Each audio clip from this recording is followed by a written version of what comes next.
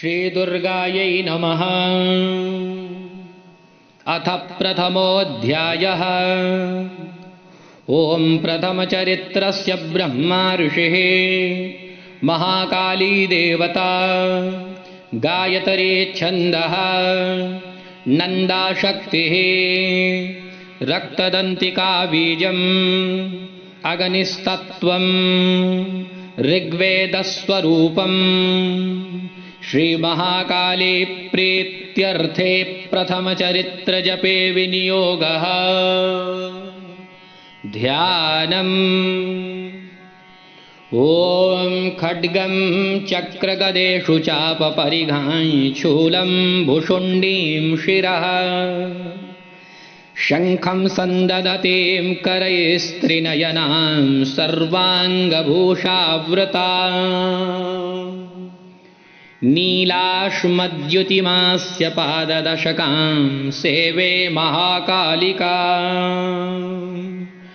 यामस्तवुत्स्वपिते हरौ कमलजो हन्तुं मधुं कैटभम्।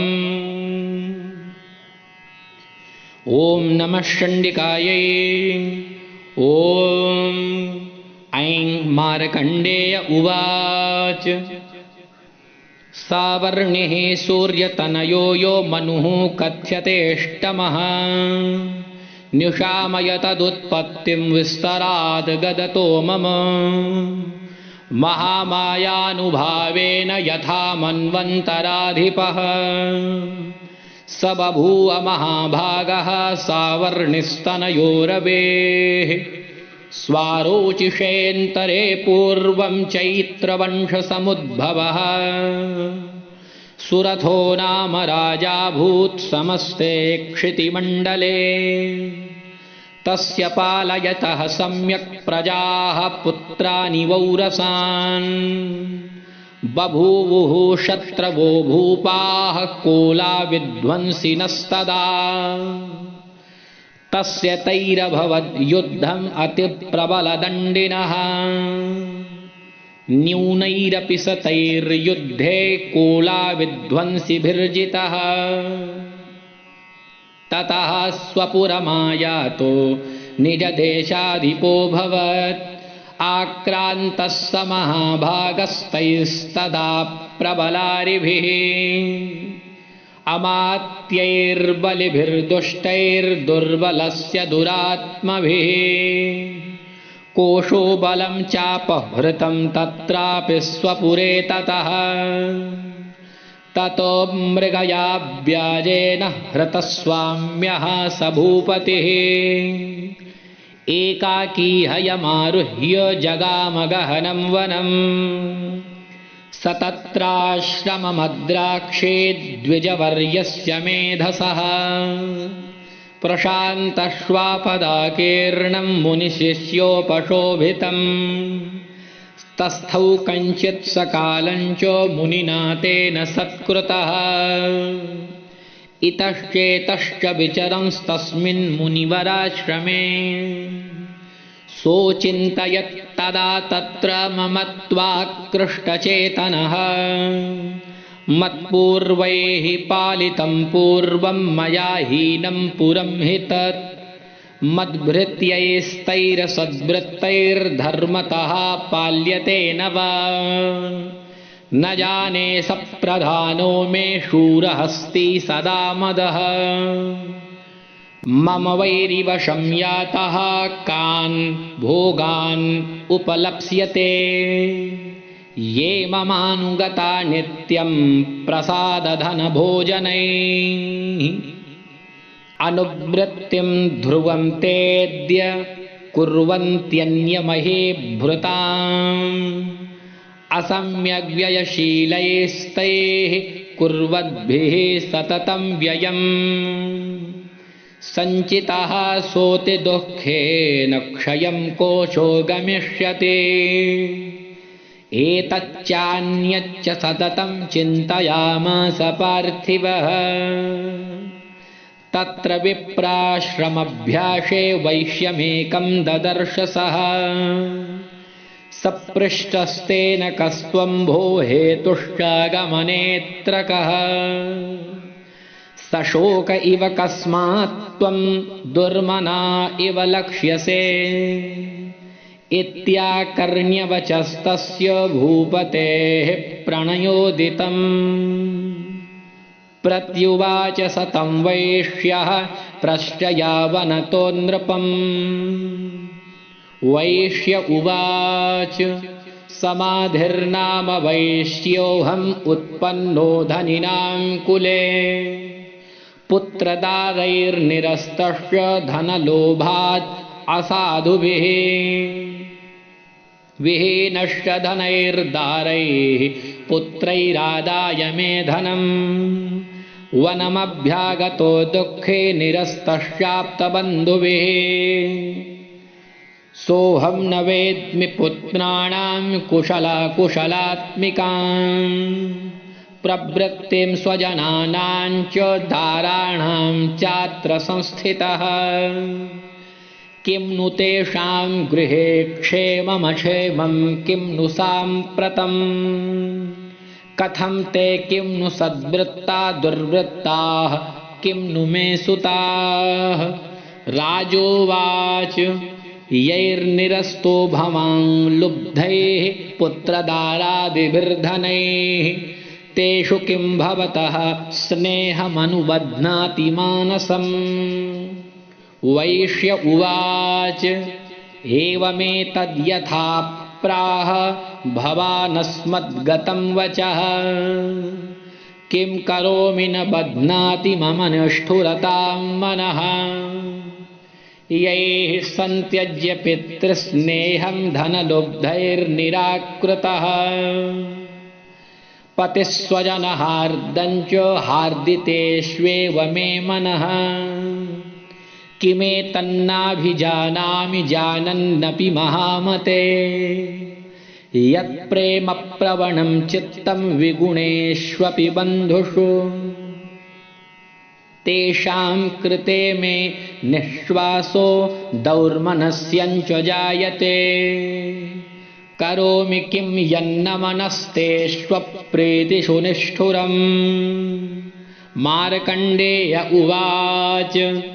ततस्तौ सहितौ विप्र तं मुनिं समुपस्थितौ समाधिर्नाम वैश्योऽसौ स च पार्थिवसत्तमः कृत्वा तु तौ यथा न्यायं यथार्हं तेन संविदम् उपविष्टौ कथाः काश्चिच्चक्रतुर्वैश्य पार्थिवौ राजोवाच भगवंस्त्वामहं प्रष्टुम् इच्छाम्येकं वदस्व तत् दुःखाय यन्मे मनसः स्वचित्ताय ततां विना मम त्वं गतराज्यस्य राज्याङ्गेष्वखिलेष्वपि जानतोऽपि यथाज्ञस्य किमेतन्मुनिसत्तम अयं च निकृतः पुत्रैर्दारैर्भृत्यैस्तथोज्झितः स्वजनेन च सन्त्यक्तस्तेषु हार्दी तथाप्यते एवमेष तथाहं च द्वावप्यत्यन्तदुःखितौ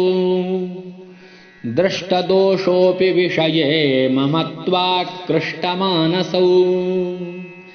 तत्किमेतन्महाभागयन्मोहो ज्ञानिनोरपि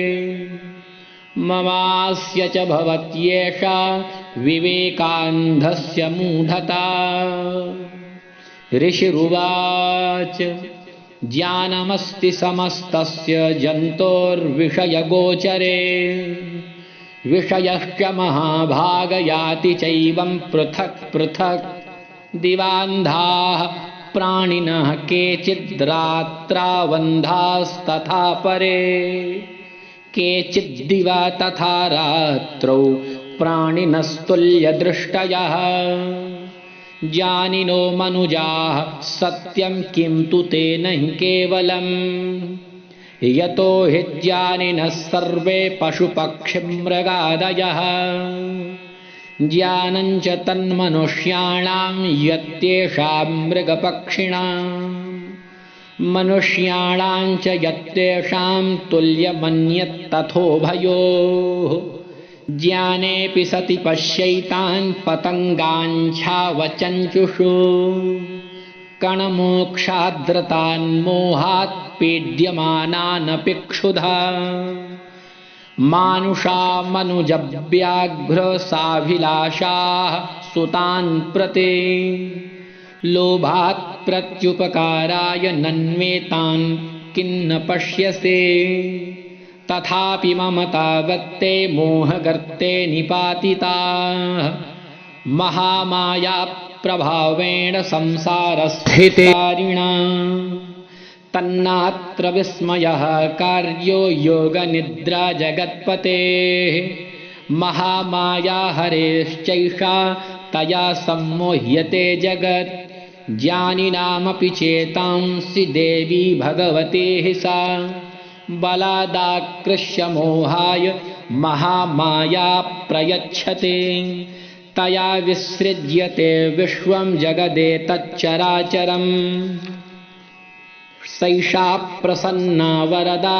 नृणां भवति मुक्तये सा विद्या परमा मुक्तेर्हेतुभूता सनातनी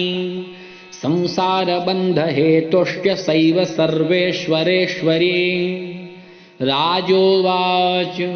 भगवन् काहि सा देवी महामायेति यां भवान् ब्रवीति कथमुत्पन्ना सा कर्मास्याश्च किन्द्विज यत्प्रभावा च सा देवी यत्स्वरूपा यदुद्भवा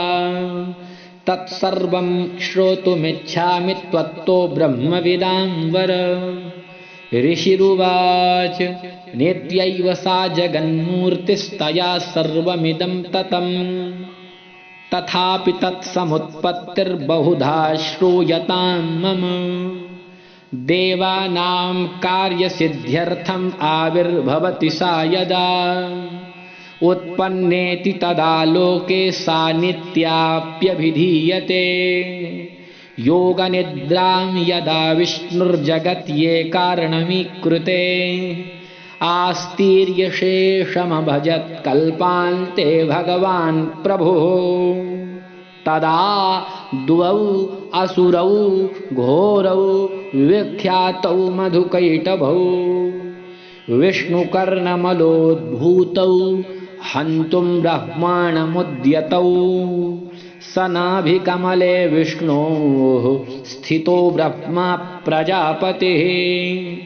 दृष्ट्वा तौ असुरौ चोग्रौ प्रसुप्तं च जनार्दनम् तुष्टावयोगनिद्रां तामेकाग्र हृदयस्थितः विबोधनार्थाय हरेर्हरिनेत्रकृतालयां विश्वेश्वरीं जगद्धात्रीं स्थितिसंहारकारिणीं निद्रां भगवतीं विष्णोरतुलां तेजसः प्रभुः ब्रह्मोवाच त्वं स्वाहा त्वं स्वधा त्वं हि वषट्कारः स्वरात्मिका सुधा त्वमक्षरे नित्ये त्रिधा मात्रात्मिका स्थिता अर्धमात्रा स्थिता नित्या यानुच्चार्या विशेषतः त्वमेव सन्ध्या सावित्री त्वं देवि जननी परा त्वयैतद्धार्यते विश्वं त्वयैतत्सृज्यते जगत् त्वयैतत्पाल्यते देवि त्वमत्स्यन्ते च सर्वदा विसृष्टौ सृष्टिरूपा त्वं स्थितिरूपा च पालने तथा संहृतिरूपान्ते जगतोऽस्य जगन्मये महाविद्या महामाया महामेधा महास्मृतिः महामोहा च भवति महादेवी महासुरे प्रकृतिस्त्वं च सर्वस्य गुणत्रयविभाविनी कालरात्रिर्महारात्रिर्मोहरात्रिश्च दारुणा त्वं श्रीस्त्वमीश्वरी त्वं ह्रीस्त्वं बुद्धिर्बोधलक्षणा लज्जा पुष्टिस्तथा तुष्टिस्त्वं शान्तिः क्षान्तिरेव च